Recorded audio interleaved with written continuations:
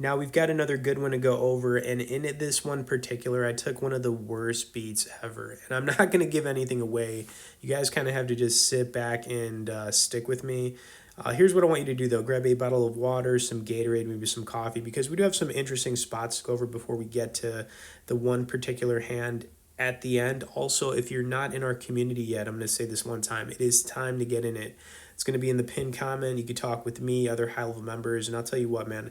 I've been through everything. I've been playing this game for 20 years. I've been through the ups, the downs, and yeah, I just think the game can also be pretty isolating. So being in a community can definitely help you, especially if you're just trying to like level up and get to that next level. And as far as my approach to playing, I don't really have like a strategy or style. It's just more of an exploitive way to play.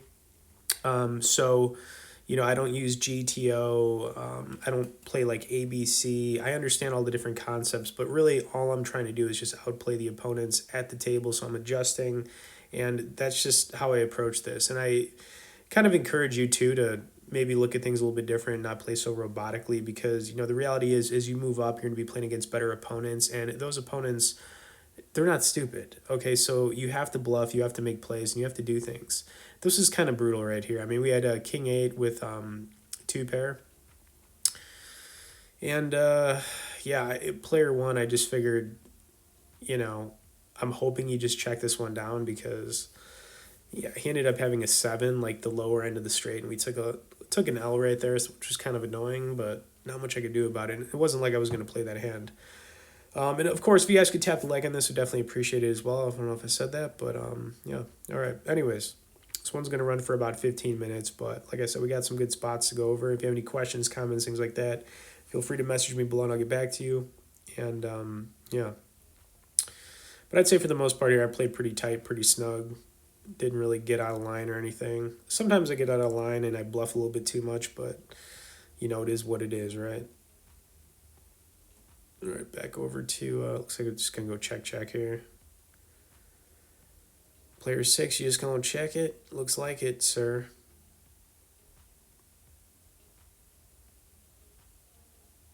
It is looking that way. All right, player 1 took that down. All right, 10-4 off. Can't be playing this garbage. We're just going to be folding this. Let's take a look at the table. So it looks like everybody's pretty much even at this point. No one's really doing anything, which is cool. Maybe we can, but maybe we can't. All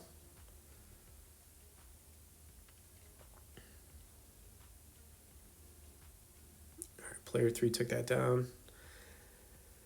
Also, I wouldn't say I played perfect in this one, but I still think I played pretty solid for the most part. It's just that sometimes when you're playing, things are out of your control. And really what you can control when you're playing is the decisions you're making. I think a lot of this just kind of comes down to, are you making good decisions every time you play? If you're not, then yeah, you're probably not getting the results. But if you are, then you're probably, doing better than most. Okay, but, a lot of this just comes down to making good decisions. All right, another fold here. Like I said, we're playing pretty snug to start things off here. Player 1 leading out with the 8 piece. Like, what is that all about? I hate when people do that, like the min thing. It's pretty annoying.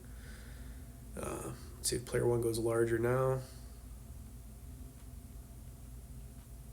He does. And he takes it down. All right, king, queen, finally a decent looking hand here in the big blind. Player 6 is going to open first to act here.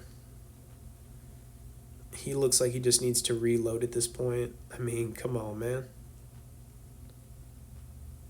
All right, so I'm just going to defend here. No reason to raise. All right, so we missed everything here. Complete brick. However, player 6, this board probably missed him too, especially if he's repping any kind of like ace X. I just put this out there. I didn't think it was 50-50 if he was going to call. I probably would have called here with ace high, like honestly, the way this one played out. But whatever, we took it down there, so I'll pat myself on the back. I wasn't sure if we were going to. All right, we got a queen deuce. All right, we got the queen deuce here. Definitely going to be playing this one. in the small because we're suited. If we weren't suited, then yeah, I'm definitely folding. All right, so I just limped into this one. Probably should have raised it. Turn card gave us a lot of outs. Club draw, plus we got the 4. Didn't get any of it. I ended up just checking this one over.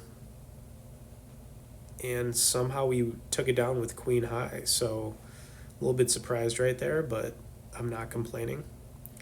All right, 2-8 off. We're just going to be mucking this one.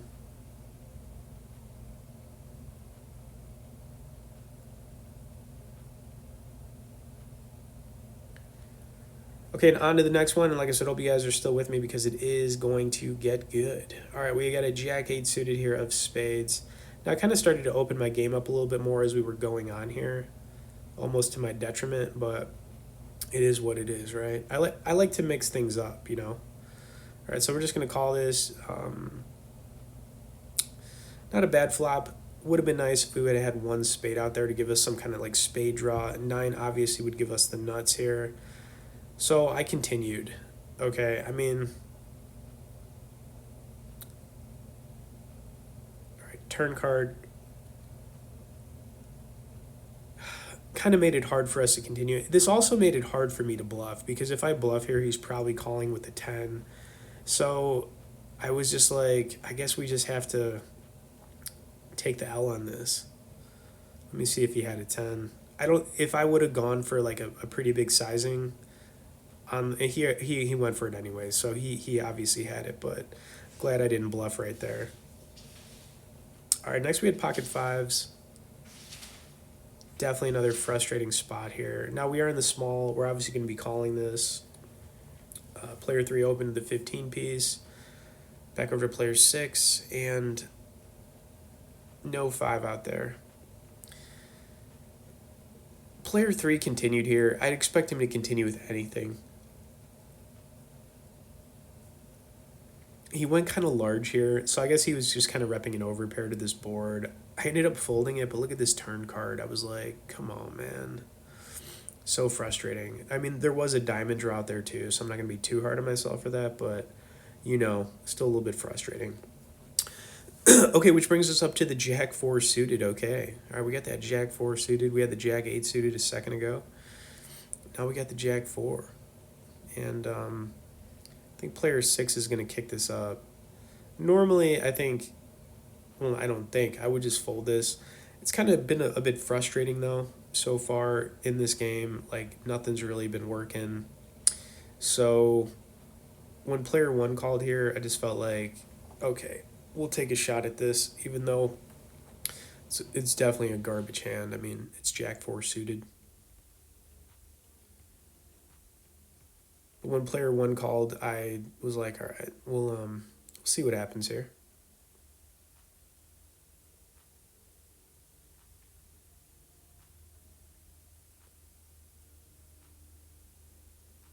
I didn't really take too long to think about this either. I was like, all right, let's do this.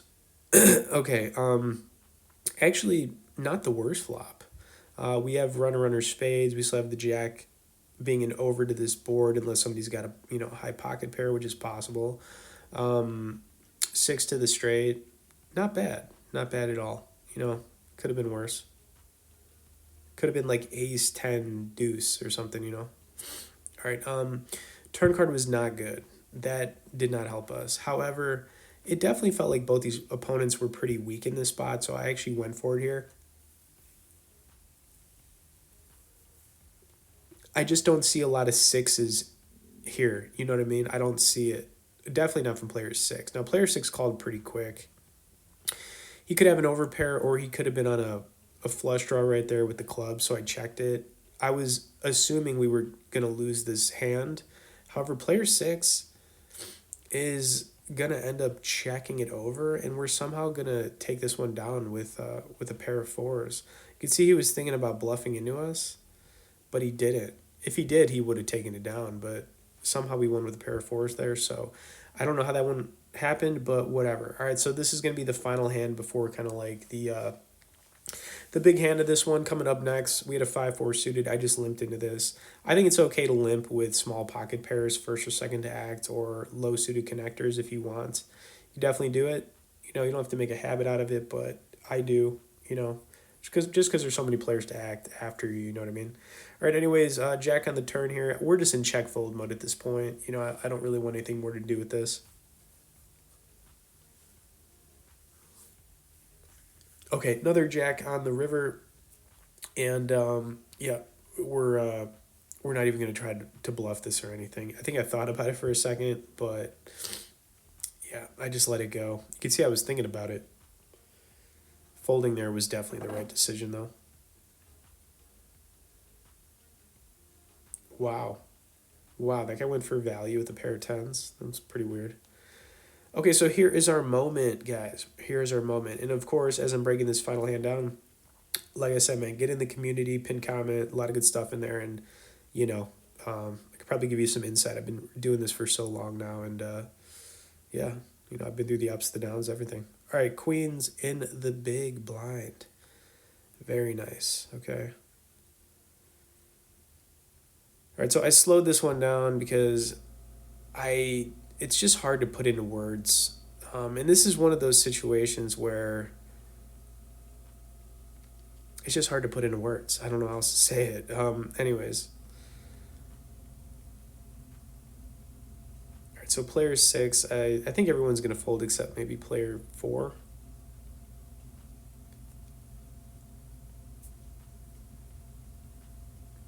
I've often found too, like when you get into some, you know, big pre-flop situations with queens, a lot of people will overplay ace king, you know, a lot. So there are those times where you kind of just get in a spot with ace king versus pocket queens, you know, and you just need the queens to hold up. And everybody folded over to me. I'm sorry, over to player four, who is going to raise this, and obviously we're going to re-raise him with queens. I would probably re-raise with a lot of other hands as well, but you know, whatever.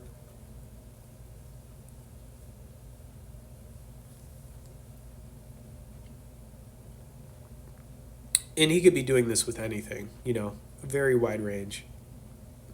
Now he is going to call us, and to be fair, like the flop for queens, not bad at all. I mean, this is not a bad flop.